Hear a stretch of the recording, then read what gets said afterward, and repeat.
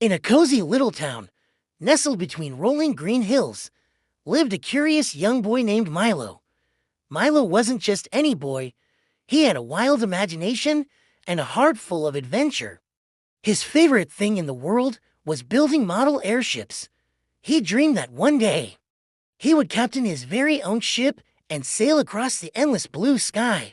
One sunny afternoon, while Milo was testing his newest creation, a magnificent little airship with paper sails and a cork body, something incredible happened. A strong gust of wind, stronger than any he'd ever felt, swooped down and lifted his model ship high into the air. Milo watched, wide-eyed, as it danced and twirled, soaring higher and higher until it was just a tiny speck against the clouds. Determined not to lose his masterpiece, Milo chased after it. He ran through fields of wildflowers and over babbling brooks, his eyes fixed on the sky. The chase led him to the edge of the Whispering Woods, a place kids in his town usually avoided. But Milo was too focused on his ship to be scared. He ventured into the woods, where the sunlight dappled through the tall trees, creating magical patterns on the forest floor. Deeper inside, he stumbled into a hidden clearing, and there, floating gently beside a giant, moss-covered oak tree, was his airship. But it wasn't alone. A group of peculiar-looking characters were gathered around it. Chattering excitedly, they wore mismatched clothes, goggles perched on their foreheads, and had colorful parrots sitting on their shoulders. They were sky pirates. Their captain, a friendly-looking woman with a bright red bandana and a telescope in her hand, noticed Milo. She smiled warmly and said, "Well, hello there, young adventurer. Did this marvelous vessel belong to you?" Milo, a little nervous but mostly excited, nodded. "I'm Captain Phoebe," she continued, "and these are my sky pirates. We saw your ship from our galleon up there and just had to get a closer look. It's the finest model we've ever seen." Milo's heart swelled with pride. He showed Captain Phoebe how he'd built it, explaining the design of the sails and the rudder. The pirates were amazed by his craftsmanship. Captain Phoebe then had an idea. "Milo," she said, her eyes twinkling, "we're about to set off on a treasure hunt to find the legendary starfall gems, said to fall from the constellations themselves. We could use a skilled shipwright like you. Would you like to join us?" Milo's jaw dropped. A real adventure with real sky pirates. It was more than he had ever dreamed of. Without a second thought, he shouted, "Yes!" The pirates cheered, and soon, Milo was climbing a rope ladder that descended from a magnificent, full-size sky galleon hidden above the trees. The ship was a wonder, with polished wooden decks, billowing white sails, and ropes crisscrossing everywhere. As the galleon, aimed the stardust, lifted off the ground, Milo stood at the railing, waving goodbye to his town below. The world looked like a tiny map. Their journey took them above fluffy clouds that looked like cotton candy and past flocks of birds flying in perfect formation. The sky pirates taught Milo how to read a celestial map, how to tie sailors' knots, and even how to steer the great ship. Their first clue led them to the floating islands of Zephyr, a series of grassy islands that drifted lazily in the sky. Waterfalls cascaded from their edges, creating perpetual rainbows. Here, they had to solve a riddle from an ancient stone golem who guarded the path.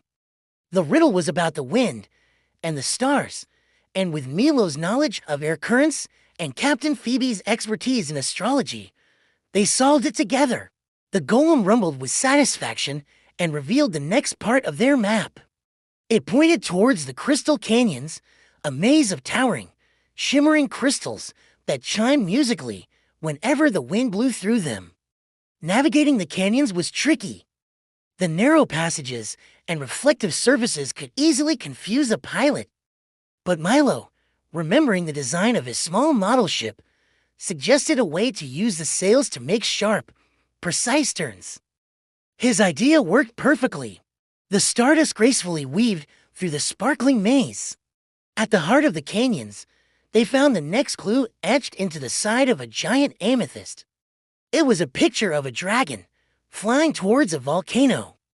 The crew knew exactly what that meant. Their final destination was the Dragon's Breath volcano, an active volcano that sat atop the highest mountain in the sky. As they approached, they could see smoke and embers rising from the peak. It looked a little scary, but Milo felt brave with his new friends.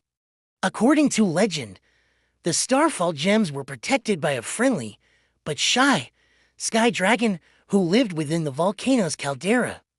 Captain Phoebe explained that they weren't there to fight the dragon, but to ask for its help. They landed the Stardust on a rocky ledge near the crater. Captain Phoebe, Milo, and a few other pirates carefully made their way inside. The air was warm and smelled of sulfur and something sweet, like cinnamon. And there, curled up in the center of the vast cavern, was a magnificent dragon. Its scales shimmered with all the colors of a sunset, and its eyes were like pools of liquid gold. The dragon lifted its head, looking at them with curiosity, not anger.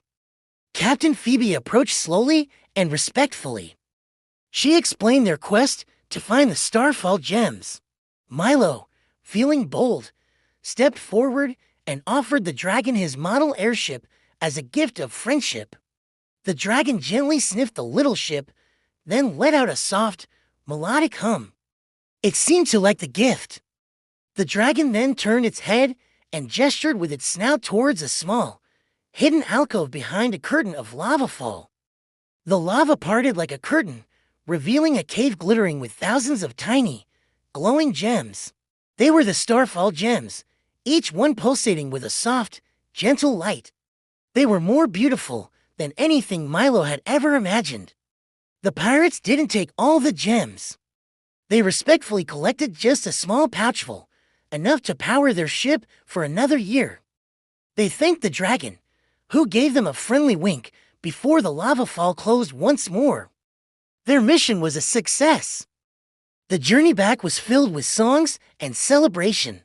When they arrived back at the edge of the Whispering Woods, it was time for Milo to go home. Captain Phoebe handed him back his model airship. "You're a natural-born sky pirate, Milo," she said with a smile. "Keep looking to the skies. Our paths will cross again."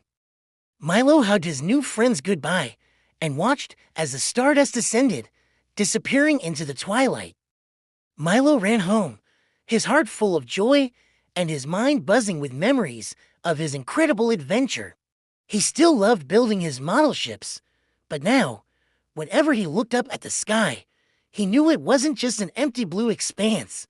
It was a vast ocean of clouds, full of floating islands, crystal canyons, friendly dragons, and the promise of more adventures to come. And he knew, one day, he'd be back up there, sailing among the stars.